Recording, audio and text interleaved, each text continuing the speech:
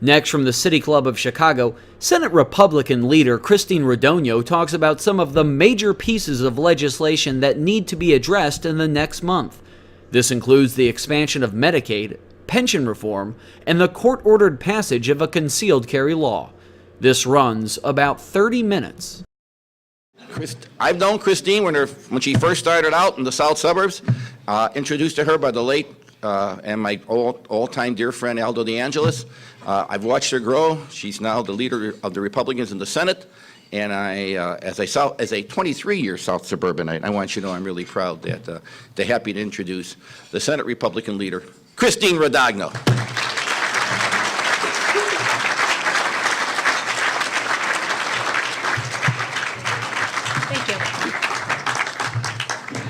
Well, thank you. Well, I am glad that Paul introduced my colleagues, but there are a few people that I was a little surprised to see here today and very grateful that they are here, including former Senate President Emil Jones. So it's very nice to see him.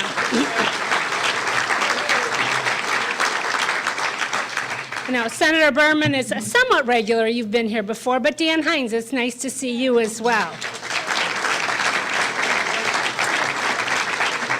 So I hate to go down the road of recognizing people because you will always leave someone out, but this is always a great group to come and talk to, Republican and Democrat, because it's a well-informed group. And if I think there's any problem that we have today in the state, the one thing that could solve it is a better educated electorate. So I appreciate your interest in what's going on in the state. Every year when I come here, I think about, well, what should I talk about? What would be timely? What would be interesting? And usually I end up doing an update. What's going on in the state? What is the state of the state? But as I thought about it this year, I felt like I would be giving last year's speech if I did that, because not a lot has changed. I mean, the state, quite frankly, is still a fiscal basket case. I don't know if that's a technical term, but I think that we would all agree with that. We still have $8 billion in unpaid bills. We have $100 billion in pension debt. We're on a path that will not let the temporary income tax sunset as it had been promised. But we know all of that. So I tried to think hard, is there anything good happening in the state? And there are a couple of things, so I thought I'd spend a little bit of time on those, and then talk a little bit more about the issue that is really overhanging everything, and that is pensions, and my particular interest in one area there. But one thing that I think that we have had some success in, bipartisan success, is Medicaid reform. I do want to take a little bit of credit for that. Back in 2003, we set up a bipartisan, bicameral committee to look at Medicaid. We saw then that this was a program that was threatening to crowd out everything, much like we see with pensions today. It took a long time, but finally last year we did pass some pretty significant Medicaid reforms. And again, I'm pretty pleased to be at the forefront of that. And remember, the point in reforming Medicaid is to make sure that the safety net is there for the people that truly need it. That has to always underlie our thinking. We're particularly challenged right now, though, because we're looking at adding another 250,000 people to the roll. So even with the reforms that we've put into place, it will be a challenge. Now, some of those reforms you may recall included prescription limits, usage limits, ending the ability to push off Medicaid bills, which the state used to bill the following fiscal year for services incurred in a current year. And doing that time after time after time, it allowed the state to run up a significant amount of debt, and we were able to end that practice, which was a significant step, hopefully that will help us avoid getting into that problem again. We looked at other states and some of their best practices, so everything about the Medicaid reform, I think, was well done, bipartisan. It did pass, and now we're to the stage of implementation. So we're not finished yet, but it is very interesting as we begin, albeit slowly, to implement those changes. One of the first things that we have found, we hired an independent contractor to review the Medicaid records with respect to eligibility. And what they recommended with the first round that they reviewed is that 2/3 of the Medicaid beneficiaries on those rolls were ineligible. Now, we have a long way to go. There's 1 million records to review, but so far 19,000 of the 29,000 have been found either to make too much money, to live outside of Illinois, or they're dead. So I think that that's a reminder to all of us when we say there's nothing more we can do, we're tightened to the bone. That's not true. We can always, always, always do better, and I think this is a prime example. So we need to continue to be vigilant with those programs. Now, Julie Hamos, the department director, who's done a good job, I think, of implementing these things, although we wish she were going a bit faster, called that the low-hanging fruit, but I'd like to call it progress. I think we need to take that claim of progress wherever we can. Now, believe it or not, I also think we have made some progress on pension reform. And you may say, what do you mean? But I think that there is a measurable difference today in the understanding and the resolve to do something about pensions than there was, say, a year ago, or more certainly 5 or 10 years ago.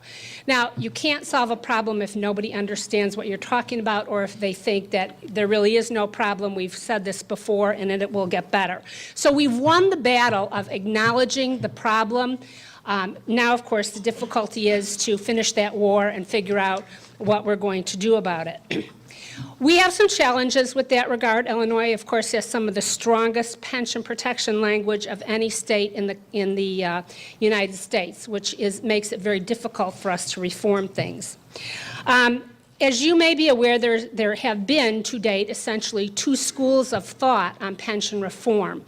One, I would say, is a more House-oriented thought, and that is the one where you can actually remove benefits or roll them back using sort of the theory that the state has police powers in a fiscal crisis, and that the consideration for the person that has that contractual relationship is the fact that their pension will continue as opposed to completely go away. That, again, is sort of the House framework. On the Senate side, the Senate president has been very tied to the offer and consideration model. And you may know that what he has proposed is that he would allow people to make a choice between their access to health care and continuing their COLAs, as well as continuing to be able to increase their pensionable salary. So his theory is that put both out there and let the Supreme Court decide. Now, I do understand he's been meeting with the union, so perhaps there's some movement that we'll find out when we get back down there. But again, the good news is there's a lot of good work being done on this issue. I will tell you that Republicans have been very, very committed to putting votes on something that will help solve the problem. We not only have in the Senate voted for both the Senate President's proposal, the House version of it. We have a number of members who have introduced their own versions of it. So there's a lot of good activity, and we have roll calls to demonstrate our strong, strong commitment to pension reform. So we'll be looking at what comes out in the next few weeks. The only thing I hope we don't do, or I hope doesn't occur, is that the only thing put up on the board to vote on is something so minimal that we really can't say that it's even taken a step towards solving the problem. Quite honestly, solving this problem in one fell swoop is probably not possible. Making incremental progress, stabilizing the system, showing the rest of the world that Illinois can actually do some responsible major things, all that is possible. Solving in one fell swoop is probably not, but we certainly will be voting for something that moves us in that direction. One thing that's come up along the way, though, and I want to spend a little bit of time talking about, is that of all the concepts that are out there, one has come up that has been very, very controversial, and that is the cost shift. Now, you may recall that the speaker said that the suburbs and downstate are getting a free lunch because the state pays for the pension costs of suburban and downstate teachers, while Chicago pays for the cost of their own teacher pension system. I was a little surprised at the tone of that language, because when you're dealing with something very controversial, that doesn't necessarily help things along the way. But I think it really rankled people, because intuitively, downstaters and suburbanites said, wait a minute, that just doesn't sound right that we're getting some sort of a free lunch. So what our caucus did, with a great deal of help from the State Board of Education, and of course our staff is terrific, they really dug into that concept. And what we found out is that, in fact, it's far, far from the truth that the suburbs and downstate are getting a free lunch with respect to school funding. And that the pension proposal Probably the cost shift is best separated from the discussion of benefit reform. Not that we shouldn't have that discussion, and for that I'm grateful that the speaker raised the issue, but it is extraordinarily complicated. And what I want to do is to demonstrate to you a little bit of what we found today, particularly because this audience, frankly, is heavily Chicago, and I'm looking forward to this being a true policy discussion going forward as to what we can do about what's happened with school funding. So, as I said, what we found is that what we intuitively knew is in fact true, that Chicago is getting quite a bit of money from the school funding formula. And it's important to note that our school funding formula, and obviously you were a huge education funding person, I think that's your claim to fame. As you know, it's been a while since we did it. It's been a while since you've been there. We probably could use you back to take another look. But a lot of those formulas really haven't been looked at since the 90s. And so now here we are coming up on 20 years, and I think it's high time that we have another serious discussion about school funding and also school achievement. But those things, again, need to be separate from the pension discussion. The other thing we found, in addition to the antiquated formulas, is that there's very little transparency in the school funding. So we look at the general state aid. You can find that in the budget, and it's a chunk of money. But it doesn't show within that general state aid what's in there, the foundation level, the poverty grants, the PTEL adjustments. It's all rolled into one number, and it's not broken out. And just as an interesting factoid, the PTEL and poverty adjustments, those two pieces of the state aid formula actually cost more than the Department of Children and Family Services, than the Department of Aging, and yet you can't find them in the budget. By the way, I have a bill introduced on that, so hopefully we can change that. But what I thought was particularly disturbing, and what I think we need to spend a little time on, is what's happened to the invisible shift away from the foundation level. Now remember, we have a foundation level because that's our resource equalizer. The whole theory of funding in Illinois is that those districts that don't have property tax wealth will get more money from the state. So as you can see from this bar graph, in the year 2000, 88% of the school funding went into that foundation level, that resource equalizer. 10% into poverty, 2% into PTEL. Look what's happened between then and 2012. We now have only 53% of the money going in to the foundation level. Again, the very formula that is supposed to equalize state funding resources for every child in the state. 34% into the poverty formula and 13% into PTEL. Again, all you see in the budget book is the general state aid in general. You don't see what's happened to the formula over time that I think is frankly very alarming. So I want to talk briefly about what's happened to the elements of those. What in the heck happened that poverty, grew so much and that PTEL has exploded over 1,000% during that time? With poverty, the key thing that happened is that there was a change in the definition of poverty. So in the year 2000, poverty was defined as a child who was at 100% of the FPL or under, the federal poverty level or under. Pretty clear-cut, easy distinction. In 2003, as I understand it in the BIMP bill, which is not really discussed, at length in all what's in it, they changed the definition to allow the Department of Family and Health Care Services to define who is in poverty based on the utilization of programs within that department. That was a huge change because Medicaid, for example, is one of the programs that's based on. As you know, in some of the Medicaid programs, we can go up to 200% of poverty. So it dramatically changed the number of people in poverty, not by their circumstance, but by the definition. So that was a huge change. Now, there's also, I love using this word, curvilinear formula curvilinear. Got that? In the poverty, and it makes sense because what they do is they take the number of kids in poverty, the higher the concentration, the more you get. And I frankly think that makes sense. I like to remind people I'm a social worker, and hat tip to the School of Social Work from Loyola, my alma mater. It makes sense to realize that it probably costs more to educate when you have a concentration of poverty.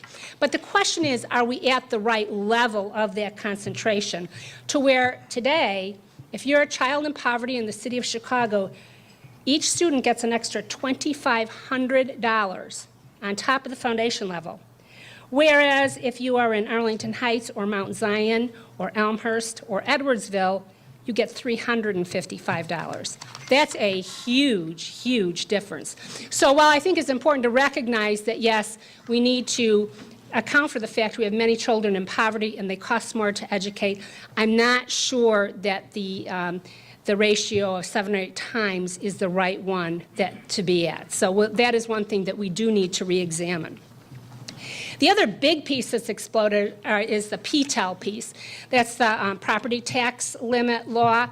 If you recall, when property tax caps went into place, it limited the amount of money that a school district could access. And so even if their base went way up, their EAV went way up, which is a number that figures into what they get from the state, so they might look really rich, they couldn't access that money. And we agreed that created a problem for them.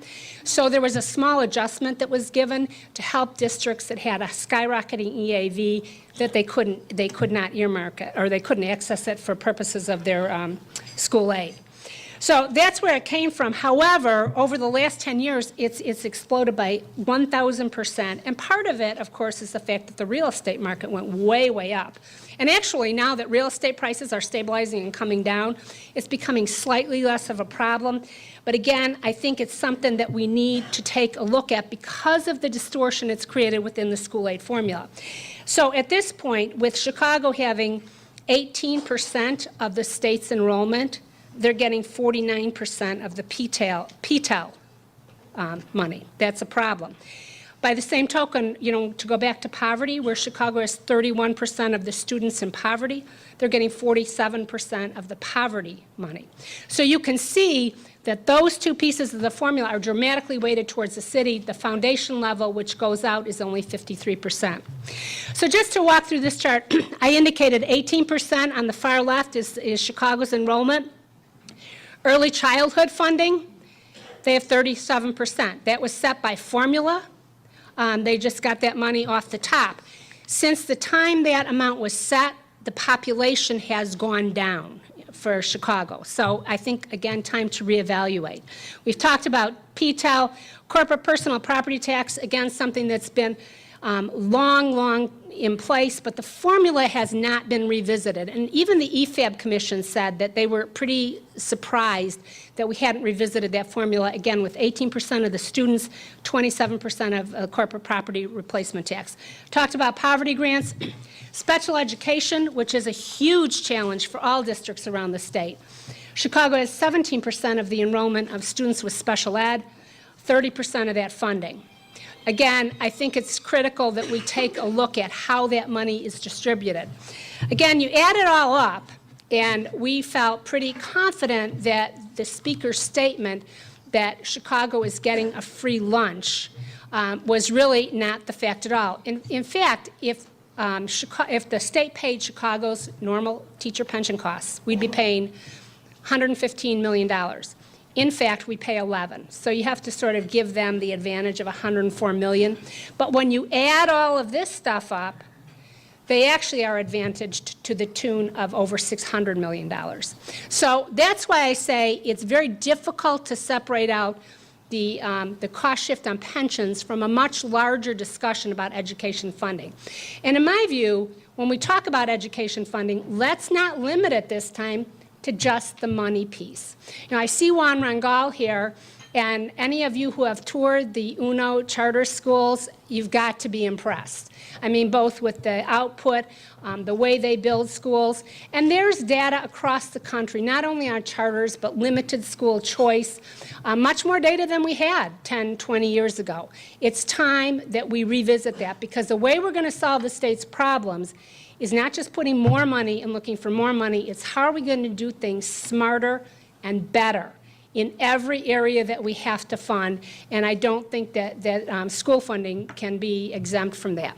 So that is something, it's sort of, we Senate Republicans like to talk about that as our new Medicaid project, and it may take us a while, but I think that we've got the facts, and by the way, these facts have all been checked with the State Board of Ed. They agree that this is the case, and they, in fact, themselves are somewhat concerned about it. So as we go forward today, and you hear me and my colleagues saying, oh, we don't want anything to do with the property tax shift, please keep in mind that it is because we truly believe it's part of a larger discussion that we need to have, and that if we can reform pensions based on the benefit side, which is clearly what we need to do, we are all in on that one, and we will be all in on this as a separate discussion in order to try to move the ball forward. And then hopefully I can come back here next year or the year after and talk about more successes. So with that, I thank you very much for listening, and I'd be happy to try to answer any questions. What legislation the trial lawyers are pushing? You covered that, didn't you? Yeah, honestly, I mean, honestly, nothing leaps to mind. I'm sure they have a few things that are in there, but truly, the thing that everyone's talking about in Springfield right now is pension reform, the budget. There's not a lot, like I said, that comes to mind on things that is high-profile trial lawyer related. Oh, I keep an eye on him. Christine, realizing there wouldn't be a whole lot of questions from this crowd, for many reasons, I have a couple. 3 steps for pension reform. 3 steps, not 4, 3. 1, everyone who gets a state pension over $25,000 pays a state income tax. I want me to, okay. You know, Illinois is unique in that we do not tax pensions, and so it sounds like a very fine idea, but here's what we need to think about. Obviously, I don't think we should tax pensions under $25,000, but I'm not sure 25, if that's someone's only income, is the level at which we should start taxing. I don't think anybody has a problem taxing a pension that is $250,000. So where is that line, and where do you actually lose the benefit because of taxing it because you set the income level so high? There just aren't that many people with huge pensions. So if we start taxing people that are living on $35,000 or something like that, sure, we can do that. We're not going to get that much money from it. And quite frankly, anytime you change taxes, you influence people's behavior. And it's one more reason to think about, not only do I like the weather here, but I can go somewhere, another state, Tennessee, and not have my pension tax. So we need to proceed very carefully with that. The river wards have come in, so I'll stop my questions. You saw me, I was changing 25,000 to 50 just so I get caught short on that. Okay, Randy, is that Nornis? Where are you, Randy? From Aon. Fairness. Why should government workers maintain defined... Oh, I shouldn't read this one, should I?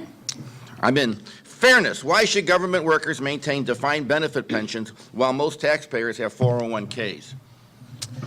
Well, that's, I mean, pension envy is an issue. And there is, and it's rightfully so, because the people who don't have that are paying the benefit for the defined benefit. Now, there have been a number of proposals that suggest that we should just go to defined contribution. The problem is that it's easier said than done, quite frankly. So setting aside for a moment the fact that there is this constitutional protection, which we do have to deal with. And by the way, I think we're, you know, even with the second-tier system, you know, we're looking at giving people options, combining. So over time, I think we're inching in that direction. But just from the financial piece of it, if we were to go to defined benefit, probably people have to be in Social Security who are not already, meaning our teachers. Not sure the federal government is willing to take them on, number one. Secondly, we would have to be making the employer contribution. At the same time, we still have to pay off this enormous unfunded liability that we already owe, and just from a cash flow perspective, it makes it very, very difficult to do. But again, we do have a constitutional issue that we can't ignore. Moving on up. Is there a disparity between the educational spending per student in Chicago and the suburbs? You mean state spending? Total spending. You know, it gets difficult to compare because not everyone's a unit district. I mean, so it's, and I'm sure it varies. I don't have all those numbers. So there's not one price for Chicago and one price for the suburbs. It goes by district. Chicago's a unit district, so it sort of blends both high school and grade school, so it's probably a little higher than just a grade school district in the suburbs. But we certainly have access to that information if someone wanted to see a comparison, and if you want to contact me, I'd be happy to assist you with getting that. Okay. Showing tremendous restraint on this issue. Graham Grady, Shesky and Froelich, 10 words or less. What is the biggest impediment to pension reform? Fear of voter retaliation, I think, quite honestly. I think, and that's on both sides of the aisle. People that are heavily involved with the unions, who honestly spend a lot of money in reelection campaigns, are very hesitant to tick off a key part of their constituency. So I think that is a huge problem. The Medicaid cost savings did not address the current Medicaid liability. What is the plan to reduce the backlog of old Medicaid bills and that exceed 200-plus days? Good question. Yeah. Well, one of the things that we talked about last year, and we did some to begin to chip away at the liability, not only of Medicaid, but everything, is to set a spending number for the state on a whole that was less than the money that is coming in the door. So spend less than you have coming in and apply the difference to old bills. And I think we need to continue to do that. There's an alternative out there that's discussed sometimes that is, let's just borrow some money and catch everybody up. But honestly, that's what's gotten us into the difficulty we're in, because what that allows us to do is to continue to sustain a very high spending level. So there's no substitute for discipline and forcing yourself to pay down those bills with cash that we have coming in. And remember, we got $7 billion more in the tax increase. Okay, shifting subject since we solved that one. Okay. Margaret Neely, Field Museum. What are your thoughts about gun control and the proposed restrictions in public places? I'm actually pretty optimistic about gun control and concealed carry right now. I think that when you look at, what happened obviously in Connecticut and in Colorado, I mean, everyone's going, wow, this isn't right. On the other hand, you look at what's happened in Chicago where guns are illegal, and you read every weekend that 7, 8 people are shot overnight. Heavy restriction isn't working either. So I'm sensing that legislators are to a point where we're being forced to deal with guns because of the court, at least concealed carry, and gun control in general. And I think we've got some really good people working on it. I will tell you in the Senate, we have Kwame Raoul and Tim Bivens, good people, policy-oriented. So I think we'll come up with something that makes sense. My personal viewpoint with respect to limitations on concealed carry is I am for them. I actually listened to the House hearing on the CT, having them on public transit, and was persuaded that it's probably wise to prohibit them when places that serve alcohol, places that have a lot of people and a lot of motion running high. So I'm open to restrictions. Watch this. Would one call that pistol envy?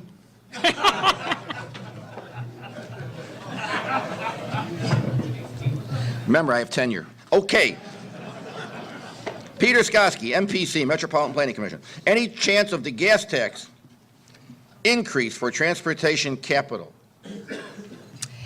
The gas tax, from a purely policy point of view, makes a ton of sense because it's a user fee. The problem we have with it is we pour gas tax money in at the top and we open the spigot at the bottom and it goes out into all kinds of other things. So there's a lack of trust on the part of the taxpayers in this state that the money they actually pay for in the gas tax is going to go to build roads. I mean, they may be assured that a piece of it does, but I think that if we were really able to stop the diversions from the road fund, there's even been some talk about a constitutional amendment creating some sort of lockbox, that then you might be able to persuade people to go down that road.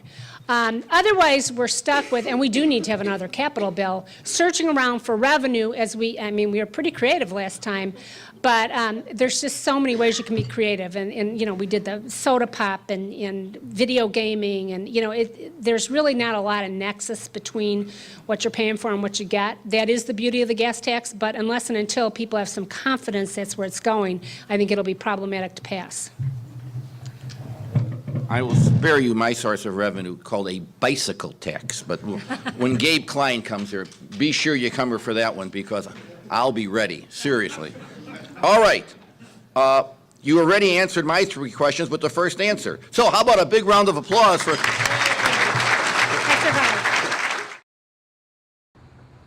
You're watching the Illinois Channel, an independent nonprofit corporation formed to provide gavel-to-gavel coverage of Illinois state government and other public affairs events taking place across Illinois.